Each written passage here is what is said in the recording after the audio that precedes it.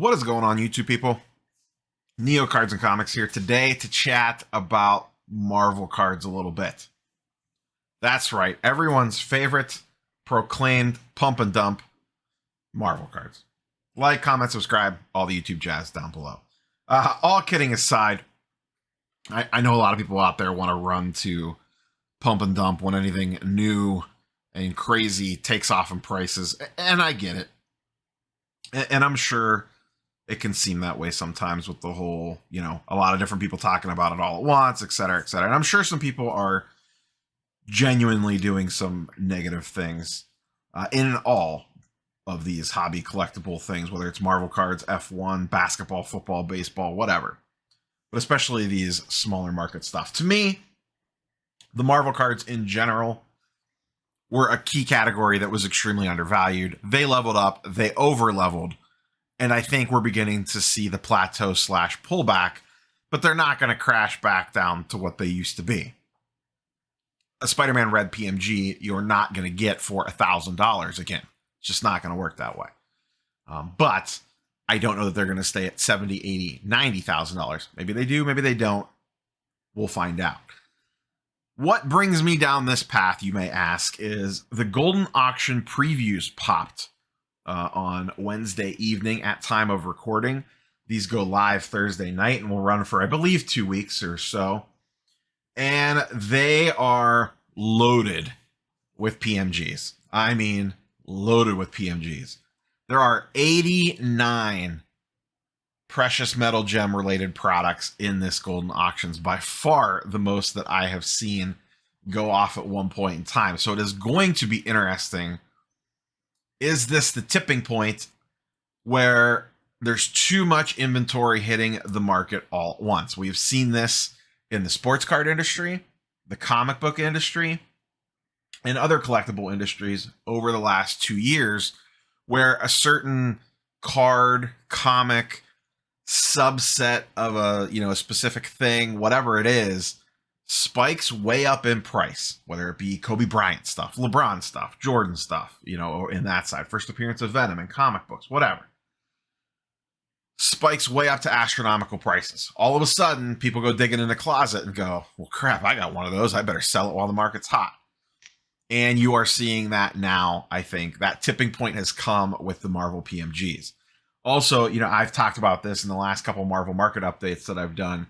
The wave of slabs is coming, and this entire Golden Auction is graded cards outside of some sealed cases. I'm going to scroll through this real quickly just to get an idea, but once again, there's 89 individual auction items here, and there's some bangers and there's some random stuff too. Like no offense to Dagger, but a Dagger blue PSA 7. Yeah, it is a blue, but I'm not sure how much heat that has on it. So just kind of scrolling down here with a green Sandman. That's pretty notable just because greens don't come up very often. But like a red Captain America PSA 7 from 2017, in my mind, I don't know that feels like a golden card. Some of these cards feel like they should be eBay cards. So scroll down here. We have a bronze Wolverine, a red SGC Thor, green Mysterio, SGC 9, Hulk blue from 2013. This is a pretty big one. This is a big one. 2015 Fleer retro case, BBCE certified. So we know that's safe, right? Right, guys? Okay. Blue PMG Daredevil in a PSA 5, though. Wow. But that's still a pretty good, a blue, I'm sorry, not Daredevil, Deadpool. A blue Deadpool from 2013 is still a decent sized card, even in a PSA 5. I bet you that still sells for a decent amount of money. Scrolling through here, green 2015 Loki, nice little color match there. Here we have another 2015 red set. I don't remember what the last one of these sold for, and I haven't dug in to look to see like what the grade range here is on this complete set, but these have been doing relatively well, so I'll be curious to see what that one does.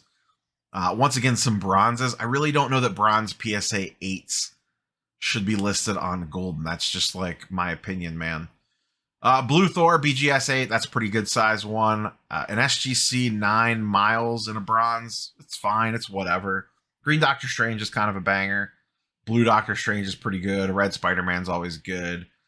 Blue Wolverine, pretty big one there. And a BGS 8.5. We just saw that recent sale of some of those going for multiple tens of thousands. Green Widow, or any green is usually a pretty big deal just for set collectors. But you see, there's a lot of random stuff here. Nova, once again, no offense to Nova fans out there, but what are you going to do? 2013 Blue Cap, this is a pretty good one, even in a PSA 8. Green Galactus, cool looking card. Bronze Iron Man from 2017. Green Spider-Man from 2017, that's pretty big. That'll probably go for a pretty decent amount, but you get my point here. There's a Venom Blue. I think this is one of the best looking Venom cards. That artwork is pretty solid on that. I believe Mark Bagley, if my memory is correct. Blue Spider-Man from 2013, PSA 8. This is a pretty big card, in my opinion. On the single side, this might be one of the more higher selling ones of the non-greens. And then a BGS 9 from 2017. So you can see, just look, sheesh. To steal a Kenny Fornos line and Roth cards. That is a lot of Marvel stuff. So my point here is, is this too much supply hitting the market all at once? We see eBay auctions ending on the regular, this, that, and the other thing, but this is a lot of cards hitting simultaneously. Is there enough interest to absorb this much inventory all at once? There are going to be things that pop off in this auction because there's some things in there that just have not really popped up very often. And those will probably see big prices. But I feel like some things in here are going to underperform. And recently, I was watching GG Man and his Marvel market stuff that he does with his top 10 sales of the week and covering other things. And Card Boss had mentioned this as well. Some stuff you're beginning to see pullbacks on. There was a red Spider-Man from 2015 that sold kind of under what a lot of people thought it would sell for the other day. There was Marvel Vibranium boxes. Those singles have been extremely hot. The sealed wax spiked way up almost to, I think, $4,000 for a hot minute. The most recent sales were like $3,000, and then one after that sold for $1,700. So you're seeing pretty good pullbacks there on the Vibranium stuff, at least on the sealed side. I haven't really dug in and looked at the singles market in Market Movers or whatever, because a lot of those cards are in Market Movers. So we're starting to see more and more of this inventory and more of the graded inventory hit the market. And now the question becomes, are there buyers? And yes, there's going to be buyers, but are there enough buyers to support the crazy price increases? I don't necessarily think that there are. I know a lot of people were, Marvel's never going to go down, Marvel to the moon. And I get that. I think long term, it still has a lot of potential, but I do think we are going to go through a little bit of a price correction here over the next few months, which I've kind of been hinting at and talking about for a while. That when diving into this Marvel stuff, make sure that you're not over leveraging yourself. You're protecting yourself. I've kind of split the difference with Marvel stuff.